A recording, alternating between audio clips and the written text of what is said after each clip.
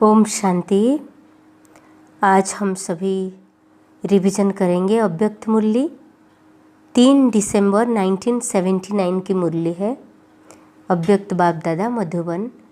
मुरली की हेडिंग है विश्व कल्याणकारी ही विश्व का मालिक बन सकता है। विश्व कल्याणकारी ही विश्व का मालिक बन सकता है। आज बाप दादा सर्व विश्व कल्याणकारी बच्चों को देख हर्षित होते हैं। जैसे बाप बेहद विश्व के कल्याणकारी है। बाप के संकल्प में सदा एक ही संकल्प है कि सर्व का कल्याण अभी अभी हो जाए। संकल्प का विशेष आधार इस बात पर है। संकल्प का बीज यह है, बाकी वैरायटी वृक्षों का विस्तार है। ऐसे ही बाप के बोल में सदा बच्चों के कल्याण की भिन्न भिन्न प्रकार की युक्तियाँ हैं। नयनों में बच्चों के कल्याण के प्रति सर्च लाइट है। मस्तक में कल्याणकारी बच्चों की यादगार मणि के रूप में है। हर कर्म में कल्याणकारी कर्म। तो जैसे बाप के संकल्प व बोल में नयनों में सदा ही कल्याण की भावना या शुभ कामना है, ऐसे ही हर बच्चे के संकल्प में विश्व कल्याण की भावना व विश्व कल्याण की कामना भरी हुई हो।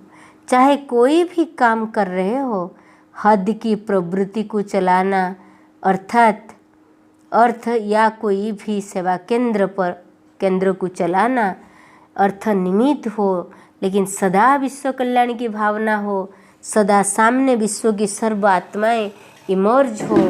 आपकी स्मृति के आधार से चाहे कितनी भी दूर रहने वाली आत्माएं हो, लेकिन आपके सदा समीप और सम्मुख दिखाई दे। जैसे सेवा अर्थ आप लोगों का एक चित्र है भविष्य से कृष्ण के रूप का। सारे विश्व का गोला उनके हाथ में दिखाया है। विश्व का मालिक होने के कारण विश्व का गोला उनके हाथ में दिखाया है।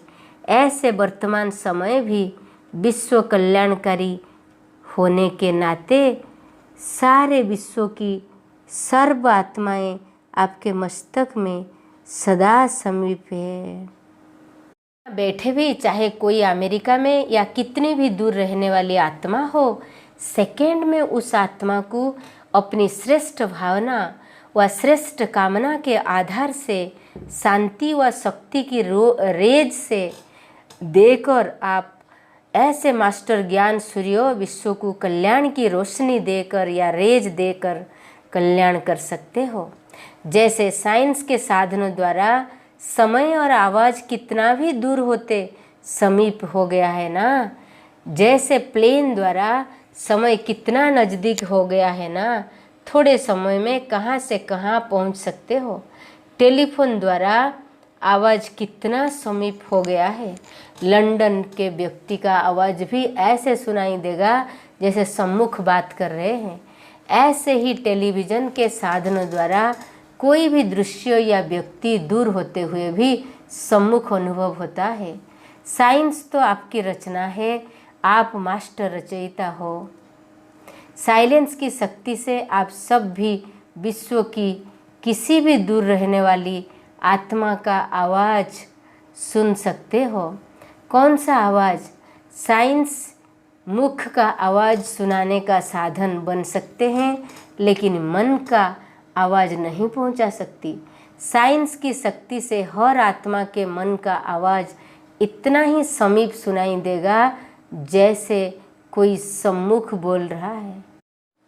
आत्माओं के मन में अशांति,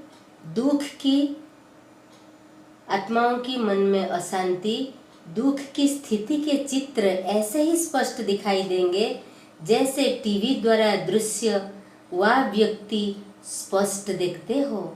जैसे इन साधनों का कनेक्शन जोड़ा, स्विच ऑन किया और स्पष्ट दिखाई और सुनाई देता है, ऐसे ही बाप से कनेक्शन जोड़ा, श्रेष्ठ भावना और श्रेष्ठ कामना का स्विच ऑन किया तो दूर की आत्माओं को भी समीप अनुभव करेंगे। इसको कहा जाता है विश्व कल्याणकारी। ऐसी स्थिति को बनाने के लिए विशेष कौन सा साधन अपनाना पड़े? साइलेंस पावर बढ़ाने की विधि और सिद्धि। साइलेंस पावर बढ़ाने की विधि और सिद्धि, इन सब का आधार है साइलेंस। वर्तमान समय साइलेंस की शक्ति जमा करो, संकल्प के रूप में आएगा। मन के आवाज अर्थात व्यर्थ संकल्प का समाप्त कर एक समर्थ संकल्प में रहो। संकल्प के विस्तार को समेटकर सार रूप में लाओ, तब साइलेंस की शक्ति स्वतः ही बढ़ती जाएगी। व्यर्थ है बाह्यमुखता और समर्थ है अंतर्मुखता। ऐसे ही मुख के आवाज के भी व्यर्थ को समेटकर समर्थ अर्थात सार में लाओ, तब साइलेंस की शक्ति जमा कर सकेंगे। साइलेंस की शक्ति के विचित्र प्रमाण देखेंगे।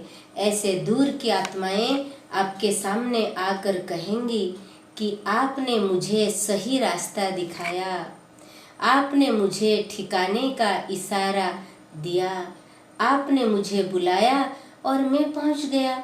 आपके दिव्य स्वरूप उनके मस्तक रूपी टीवी में स्पष्ट दिखाई देंगे। आपकी दिव्य स्वरूप उनकी मस्तक रूपी टीवी में स्पष्ट दिखाई देंगे। जैसे शुरू में भी दूर बैठे हुए ब्रह्मा बाप के स्वरूप को स्पष्ट देखते इशारा मिलता था कि इस स्थान पर पहुंचो, ऐसे ही अंत में आप सब विशेष विश्व कल्याणकारी आत्माओं का ऐसा ही विचित्र पाठ चलना है। इसके लिए आत्मा को सर्व बंधनों से मुक्त स्वतंत्र होना चाहिए, जो जब चाहे जहाँ चाहे जो शक्ति चाहे उससे कार्य कर सके। ऐसी निर्बंधन आत्मा अनेकों के जीवन मुक्त बना सकती है। समझा कितनी ऊंची मंजिल है, कहाँ तक पहुँचना है। बेहद सेवा की रूपरेखा कितनी श्रेष्ठ है। अनेक मेहनतों से छूट जाएंगे, लेकिन एक मेहनत करनी पड़ेगी, ऐसी हिम्मत है। महाराष्ट्र को कोई महान कार्य करना चाहिए। महाराष्ट्र ऐसी कमाल करके दिखाए महाराष्ट्र की विहंग मार्ग की सर्विस तब होगी जब महाराष्ट्र कमाल करेगा। एक सेकंड में कहां से कहां पहुंच सकते हो। महाराष्ट्र नाम से ही महान आत्मा बनना सहज होना चाहिए। हर कर्म महान, हर बोल महान। सर्व महाराष्ट्र निवासी ऐसे महान होना जिस भी आत्मा को देखे तो महान आत्मा अनुभव हो, ऐसे होना। टीचर्स क्या समझती है, महाराष्ट्र में तो कोई समस्या होती नहीं और होगी भी नहीं। जहाँ महान है वहाँ समस्या समाप्त। महाराष्ट्र अथवा महात्माओं का राष्ट्र, राष्ट्र अर्थात स्थान, तो स्थान और स्थिति समान है ना। सिर्फ यही याद रखो कि हम समान है तो नंबर 1 हो जाएंगे। महाराष्ट्र का जोन नंबर 1 में है। नंबर 1 की निशानी है माया को विन करने वाले विजयी। ऐसे है ना, क्या क्यों तो नहीं है ना। ऐसे सदा समर्थ, सदा एक श्रेष्ठ संकल्प और श्रेष्ठ स्थिति में स्थित रहने वाले बाप समान, सदा विश्व कल्याणकारी, सदा एक ही लगन में मगन रहने वाले ऐसे श्रेष्ठ आत्माओं को बाप दादा का याद, प्यार और नमस्ते। टीचर्स के साथ, टीचर्स का महत्व तब है जब सदा मन वाणी कर्म संपर्क में महानता दिखाई दे, क्योंकि टीचर्स को महान बनने के साधन मिले हुए हैं। वातावरण, संग, शुद्ध भोजन, सेवा, संपर्क और संबंध सब महान बनने के साधन है। जो प्रवृत्ति में रहते हैं उनको रहते हुए न्यारा रहना पड़ता है, लेकिन टीचर तो है ही न्यारी। न्यारा रहने का अभ्यास करने की जरूरत नहीं। कमाल उनकी है जो हंस और बगुले इकट्ठे रहते हैं और फिर न्यारे रहते हैं। उस हिसाब से देखो तो टीचर का कितना भाग्य मिला हुआ है। टीचर के लिए पुरुषार्थ सहज है। ऐसे अनुभव करते हो या मुश्किल लगता है? टीचर को अगर कहीं भी मुश्किल लगती है तो उसका एक ही कारण है। वो कौन सा है? ना, टीचर अगर सारा समय अपने को बिजी रखे तो कभी भी मुश्किल न हो। बिजी कैसे रहे? कर्मणा और वाचा सर्विस तो करते हो, लेकिन मनसा की दिनचर्या भी सेट करो।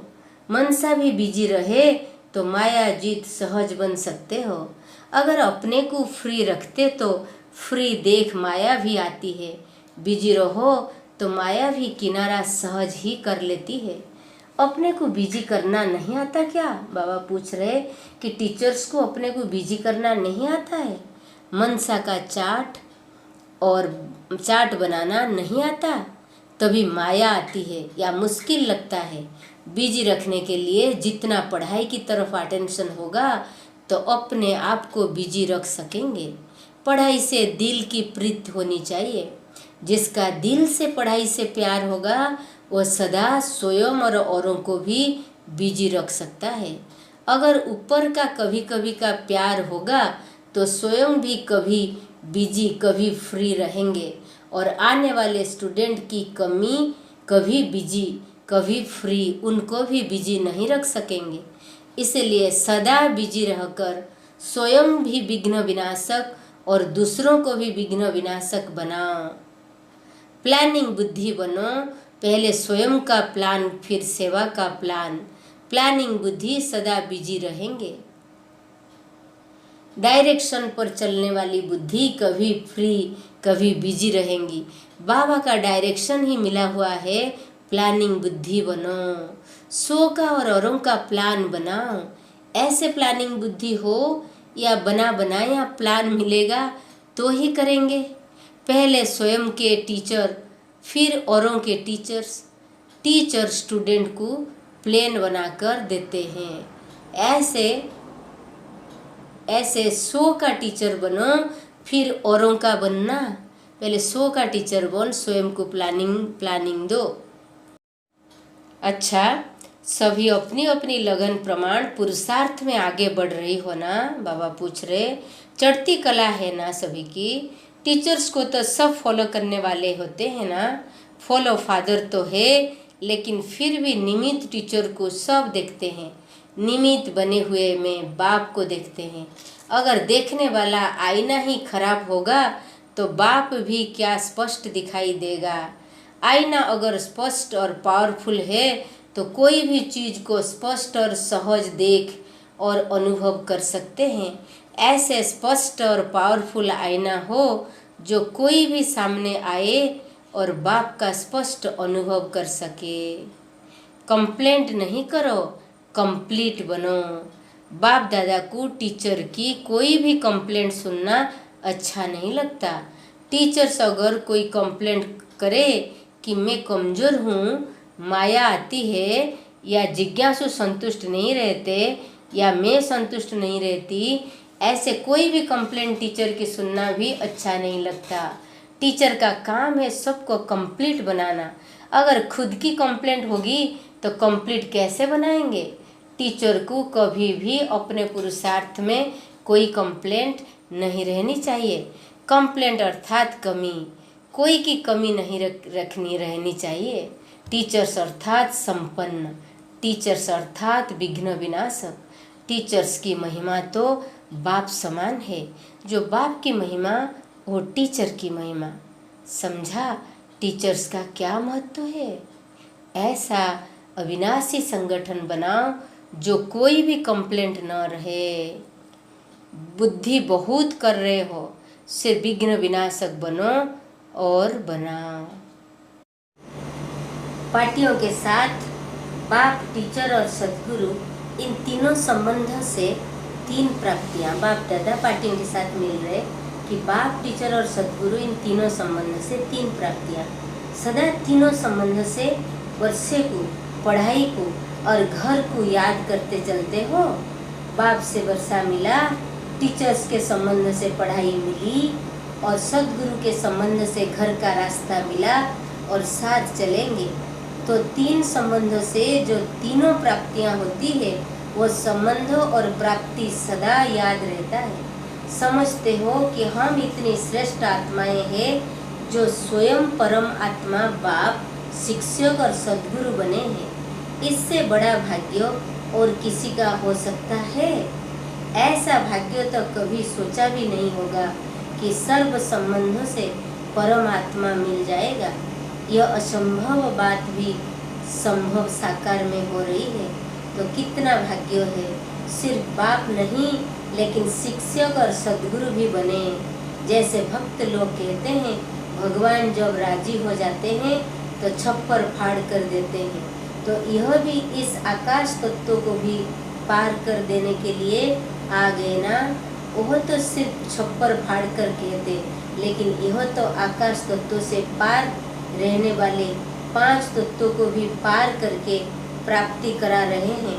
तो कितने भाग्यशाली हुआ। ऐसा भाग्य सदा याद रहे। यह तो आपकी प्रैक्टिकल लाइफ बन गई ना।